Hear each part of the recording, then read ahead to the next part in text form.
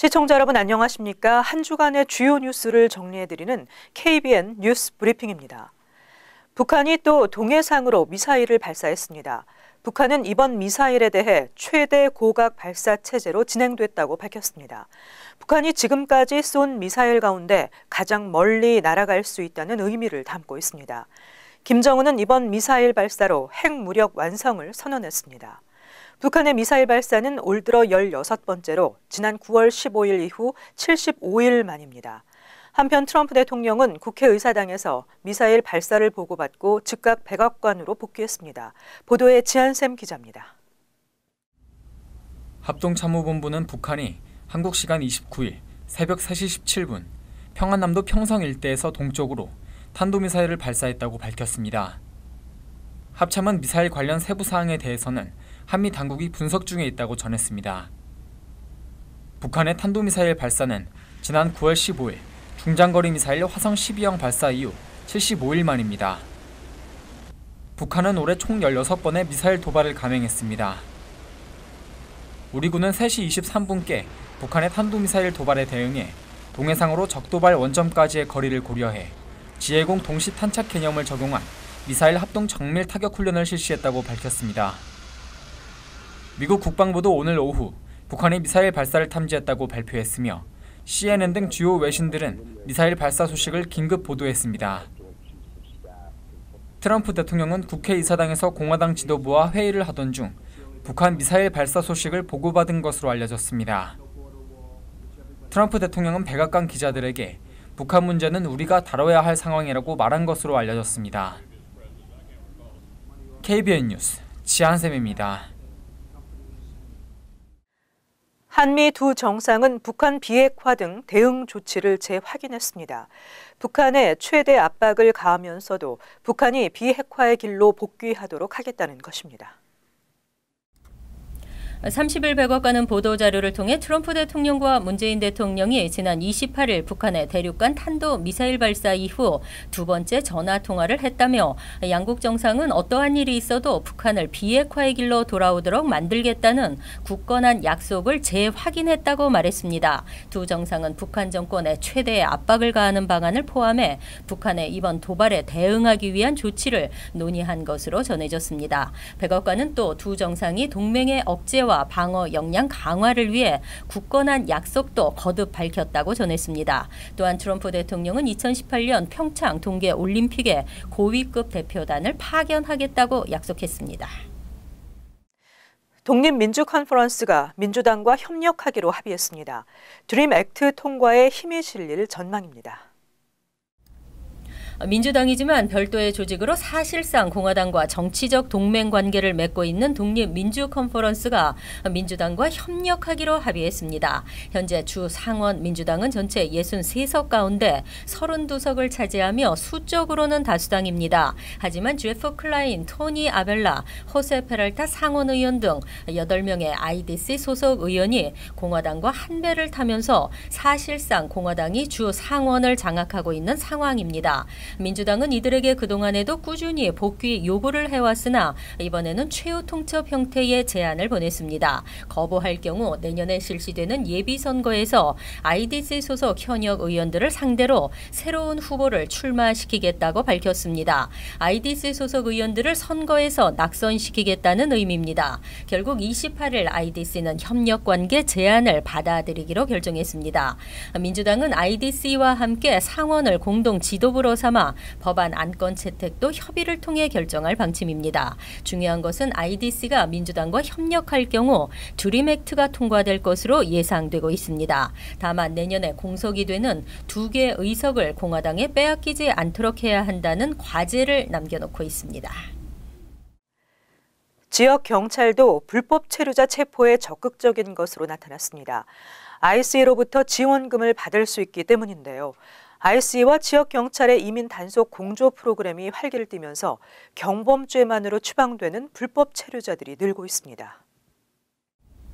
이민 단속에 참여하는 지역 경찰들이 지난해보다 2배나 증가한 것으로 나타났습니다. 그리고 앞으로 더 늘어날 것으로 보인다고 27일 로이터 통신은 전했습니다. 로이터 통신이 연방정부로부터 받은 자료에 따르면 트럼프 대통령이 취임한 지난 1월 이후 ICE와 지역 사법기관의 이민 단속 공조 프로그램 287G에 새롭게 가입한 지역 경찰은 29곳, 오바마 전 대통령 재임기의 32개보다 2배 가까이 늘었습니다. 가입 신청을 하고 승인 절차를 기다리고 있거나 가입 의사를 밝힌 지역 경찰도 38개에 달하고 있습니다.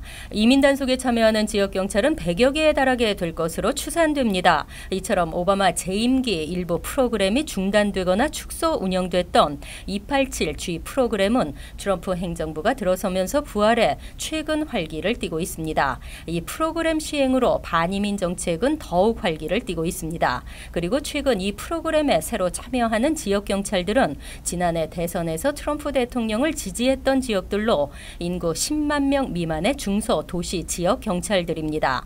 반면 이민자 보호도시를 선언한 LA, 뉴욕, 시카고, 워싱턴 지역 등은 287G 프로그램 참여를 거부하고 있습니다. 상원이 오바마 케어 핵심 조항을 폐지하는 내용을 포함한 세제 개편 법안 표결을 예정하고 있는 가운데 발표된 여론조사에서 오바마 케어 지지 여론이 여전히 다소 우세한 것으로 나타났습니다. 전체 회의 표결을 앞두고 법안 수정 가능성도 예상되고 있습니다. 보도에 지한샘 기자입니다. 여론조사기관 갤럽이 오늘 발표한 조사 결과를 보면 오바마 케어를 지지한다는 의견이 50%로 지지하지 않는다는 의견보다 6%포인트 높은 것으로 집계됐습니다. 찬반이 첨예하게 갈리는 오바마 케어는 지난해 11월 대선 이전만 해도 반대 의견이 더 많았습니다. 그러나 대선에서 오바마 케어 폐지 공약을 내건 도널드 트럼프 대통령이 승리하고 공화당이 연방 상하원을 장악한 이후 오히려 지지 의견이 우위를 보이고 있습니다. 지지 여론은 지난해 11월 42%로 바닥을 찍은 후 12월부터 반대 여론을 앞서기 시작했고 공화당이 폐지 입법을 본격 추진한 5월 오바마 케어 지지 여론은 55%를 기록했습니다. 이처럼 오바마 케어 지지 여론이 여전히 우세하지만 상당수 미국인은 제도 변화 필요성에 공감하는 것으로 파악됐습니다. 이달 조사에서 큰 변화를 원한다는 응답은 42%로 폐지 29%와 현행 유지 21%보다 훨씬 높은 것으로 나타났습니다. 상원 공화당은 오바마 케어의 핵심으로 꼽히는 전국민 의무가입 조항을 폐지하는 내용이 담긴 감세 법안을 금주 전체 회의 표결에 붙일 계획입니다. 그러나 오바마 케어 폐지에 대한 반발로 인해 트럼프 대통령의 최대 관심 사안인 감세 법안이 부결될 수도 있다는 점에서 막판 수정 또는 삭제될 가능성도 있습니다. KBN 뉴스 지한샘입니다. 버겐 아카데미 교사의 한인 학생들에 대한 차별 발언 사건에 대해 한인사회가 해당 교사에 대한 해임과 학교 측의 공개 사과를 촉구했습니다. 학교 측이 계속해서 미온적인 대응을 할 경우 소송도 불사하겠다고 밝혔습니다. 보도에 지한샘 기자입니다. 뉴저지 버겐 아카데미에서 발생한 인종차별 사건에 대해 한인사회가 다시 한번 분노했습니다. 오늘 뉴저지 한인회와 지역 한인 단체장들은 이번 인종차별 사건 해당 교사의 해임과 버겐 아카데미 측의 공개 사과를 촉구하는 공동 성명서를 발표했습니다. 뉴저지 한인회와 한인 단체장들은 이번 인종차별 사건이 피해 학생과 학부모뿐만 아니라 한인 사회 전체에 큰 충격을 주었고 어린 학생들을 가르쳐야 하는 학교에서 일어난 사실이라는 것에 대해 매우 유감이라며 이번 공동 성명서를 통해 공식적인 사과와 징계를 정식 요청한다고 밝혔습니다.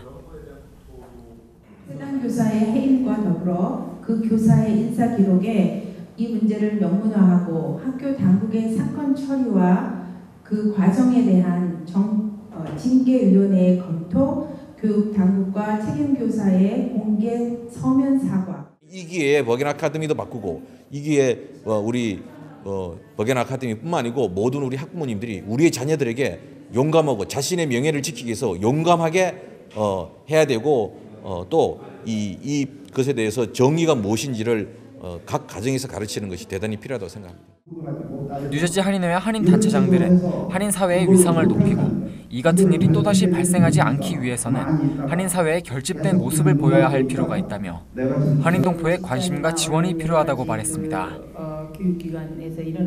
한인 단체장들은 인종차별 발언 해당 교사의 해임과 공개적인 사과를 버겐 아카데미에 정식 요구하고 구체적인 답변이 없을 경우 소송도 불사할 방침입니다. KBN 뉴스 지한샘입니다. 현재 운영되고 있는 극단적 비자 심사가 11월 만료됩니다. 하지만 국무부는 3년 연장 시행을 검토하고 있습니다.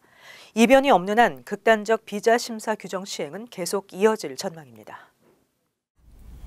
미 입국 비자 신청자들에게 주어지던 비자 신청서 보충 질의가 6개월 시범 운영을 끝내고 3년 연장됩니다. 27일 연방국무부는 지난 5월 말부터 비자 신청자들의 과거 개인 행적을 철저히 조사하기 위해 6개월간 한시적으로 시행해온 보충 질의 양식 사용 연장안을 연방 관보에 게재할 계획이라고 밝혔습니다. 과거 15년간의 해외 여행 정보와 취업 기록은 물론 5년간의 SNS 활동 정보 등을 요구하는 극단적 비자 심사 규정 시행이 계속 이어질 것이라는 게 전문가들의 설명입니다. 이번 연장안은 이날부터 60일간 여론 수렴 후 백악관 예산관리국의 승인 등 법제화 과정을 거쳐 시행에 들어가게 되는데 예산관리국의 승인도 확실시 되고 있습니다. 한편 비자 신청서 보충 질의 양식은 비자 신청자의 과거 15년간의 모든 행적을 추적, 조사, 기입하도록 하고 있습니다. 특히 과거 5년간의 비자 신청자가 사용한 전화번호와 이메일 주소를 밝혀야 하며 지난 5년간 비자 신청자가 사용한 적이 있는 모든 소셜미디어와 사용 아이디를 공개해야 합니다. 연 7만 500명이 이번 보충 질의서 작성 대상으로 추산되고 있습니다. 뉴욕시 주택공사가 주택 침입으로 주민들의 원성을 사고 있습니다. 납페인트 조사를 위해 집안에 사람이 없는 경우 잠금 장치를 부수고 안으로 들어갈 수 있다고 통보해 논란이 되고 있습니다. 21일 주택공사는 6세 미만 아동이 포함된 가구들을 대상으로 27일 납조사 및 제거 작업을 실시한다고 주민들에게 통보했습니다. 하지만 일부 주민들은 작업 시간에 문이 잠겨 있을 경우 잠금 장치를 허물고 집안에 들어가겠다는 통보도 함께 받았습니다. 데일리 뉴스에 따르면 퀸즈 포머넉 하우스의 경우 오후 1시에서 4시 작업을 예고하면서 해당 주민이 집에 없으면 강제로 진입하겠다고 밝혔습니다. 그러면서 강제 진입으로 잠금 장치 가 교체됐을 경우 4시 30분까지 관리 사무소에 가서 새 열쇠를 받을 것과 이 시간을 넘길 경우에는 경찰서로 올 것을 안내했습니다. 주민들은 불과 5일 전 공지를 받아 그 시간대에 집을 비울 수밖에 없다고 토로했습니다. 이에 대해 주택공사 측은 충분한 기간을 두고 사전 통보했다며 부재 시 집 내부로 강제 진입하는 것은 모든 대규모 공사가 진행될 때 적용되는 방침이라고 밝혔습니다. 하지만 해당 하우스 입주자들은 주택공사의 과실로 인해 주민들이 불편을 겪고 있다며 불만을 토로하고 있습니다. 한편 주택공사는 납성분 페인트가 사용됐을 것으로 추정되는 5만 5천 가구에 대해 조사를 실시해야 합니다. 인천공항세관이 연말연시를 맞아 해외에서 한국으로 배송되는 물품 전반에 걸쳐 통관 심사를 강화한다고 합니다.